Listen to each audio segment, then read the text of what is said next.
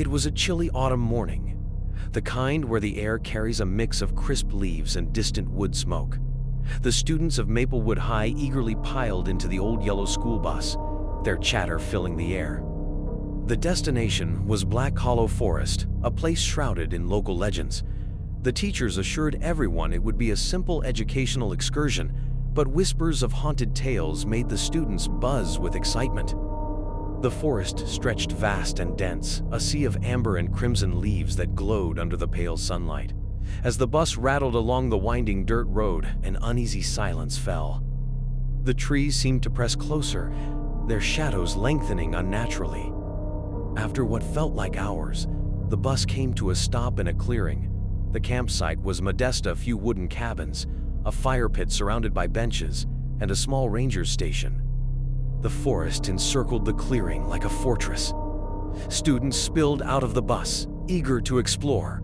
Laughter echoed as they unpacked their gear and settled into their cabins. Mr. Carter, the head chaperone, gathered everyone by the fire pit. "Stay within the marked trails," he warned, his voice firm. "And whatever you do, don't wander into the forest alone." The students nodded, though a few exchanged mischievous grins. As night fell, the group sat around the fire, sharing ghost stories.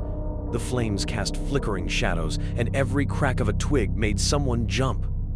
One story, about a shadowy figure known as the Watcher of Black Hollow, seemed to unsettle even the boldest among them. The first night passed uneventfully, but the following morning brought a strange discovery.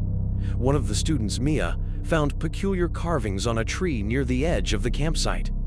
The symbols were jagged and strange, unlike anything they'd seen before. "It's probably just some prank," said Jake, trying to sound confident.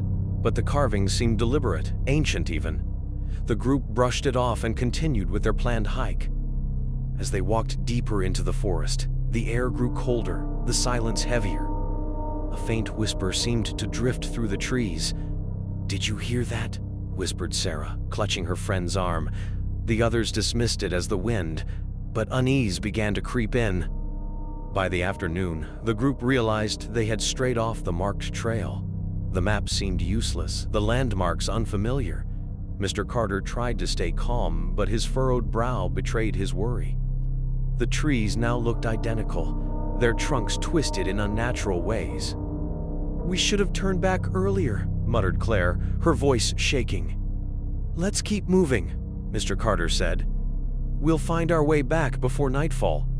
But as the sun began to set, an oppressive darkness descended, and the whispers grew louder. Night fell quickly. The group decided to camp in the forest for safety. Huddled together, they built a small fire.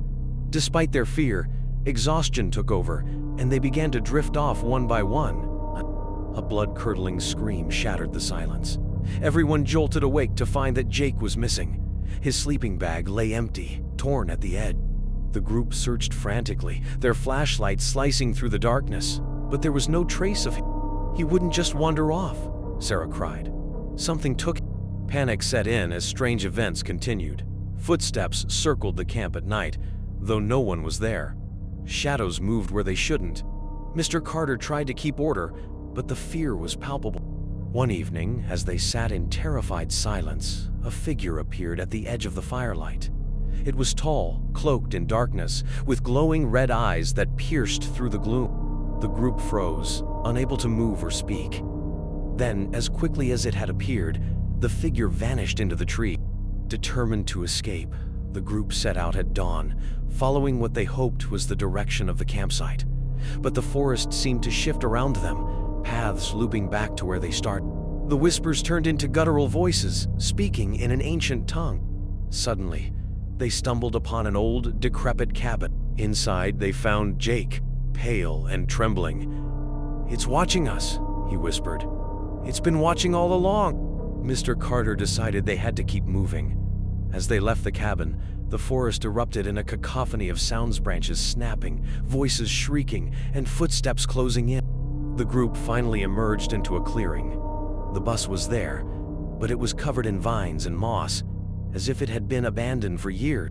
They ran toward it, only to find the driver's seat empty and the keys gone. The shadowy figure reappeared, now closer than ever. Its form was clearer, a grotesque amalgamation of shadows and bone. Mr. Carter stood in front of the group, shouting for them to run. The students scattered, disappearing into the forest. The next morning, rescue teams found the campsite abandoned. Of the 20 students and 2 teachers, only Jake and Sarah were found, wandering the outskirts of the forest, their memories fractured. Black Hollow Forest was declared off-limits, but the whispers continued. Some say the Watcher still lingers, waiting for its next visitor. Back in town, Jake and Sarah tried to piece together what happened, but the memories were fleeting, like a bad dream. One night, Sarah found a strange carving on the tree outside her window, the same jagged symbol from Black Hollow. The whispers had followed them home.